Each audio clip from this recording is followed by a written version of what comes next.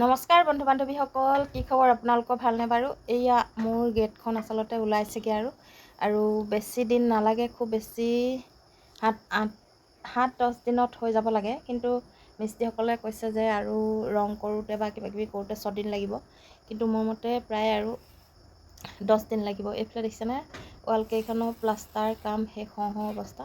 এইফালে অকণমান আছে আৰু এইফালে গেটখনত মানে যিবোৰ বাঁহ চাহ লগাইছে ইতিমধ্যে এৰুৱাইছে আৰু এইফালে প্লাষ্টাৰ কামটো শেষ হোৱাৰ লগে লগে ওপৰত অহাকালিৰ পৰা কৰিব আৰু এইফালে এৰুৱাই আছে বাঁহ চাহবিলাক আৰু এইফালে ৱালখন হৈ গ'ল আৰু এয়া ওপৰ ভাগত আচলতে আকৌ এখন ধুনীয়াকৈ গোলকৈ ডিজাইন দি এখন বনোৱা হ'ব। সেইখনত অহাকালিৰ পৰা কাম আৰম্ভ কৰিব।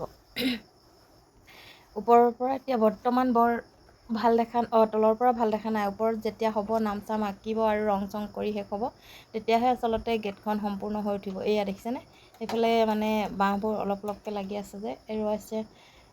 এইফালে এডাল এৰি পৰিছিলে আৰু এইফালে ভালকৈ নলগোৱাৰ বাবে তেওঁলোকে এতিয়া খোলোতে অকণমান সাৱধান হ'ব লাগিব।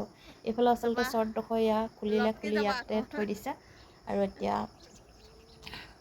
আকৌ দুভাগকৈ বনাব লাগিব, কাৰণ ইটা উঠাব লাগিব আৰু এইখিনি বাঁহখিনি এনেকৈ পৰি আছে, তাত যিহেতু লগোৱা হৈছিলে সেই বাঁহখিনি এতিয়া আৰু দৰকাৰ হয় নেকি বুলি এনেকৈ থৈ দিয়া হৈছে।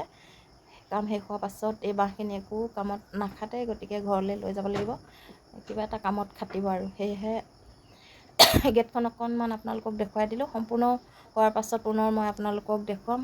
অৱশ্যে মই বৰ বিশেষকৈ থাকিবলৈ সময় নাপাওঁ, সেয়েহে আপোনালোকক গেটখনৰ কাম কৰি থকা অৱস্থাত দেখুৱাব নোৱাৰিলোঁ। আৰু এই গেটখনৰ দাম হ'ল, যিখন গ্ৰিলখনৰ দাম হ'ল 36,000 টকা। কিন্তু বহুত মানুহে কৈছে যে 36,000 টকা দাম বেছি ভৰিলে বুলি।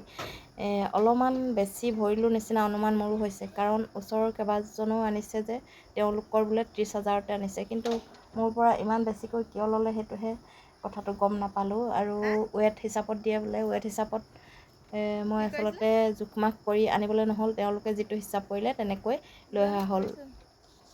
যি নহওক, অনাৰ পাছত আৰু এতিয়া কৈতো লাভ নাই, সেয়েহে নিজৰ ভুলটো যিকোনো কাম এটা কৰাৰ পাছত আচলতে ভুলটো ওলাই পৰে।